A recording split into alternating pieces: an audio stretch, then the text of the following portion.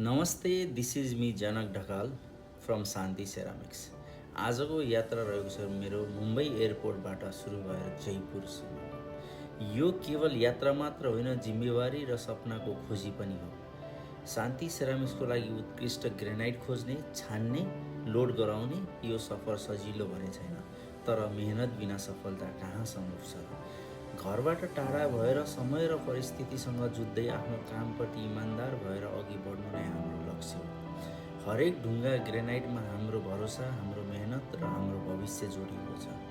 आजको थकान भोलिको सफलता हो भन्ने विश्वासका साथ हरेक पाइला अगाडि बढिरहेको छ। यो केवल बिजनेसको लागि मात्र होइन, आफैलाई अझ बलियो बनाउने एउटा मौका हो।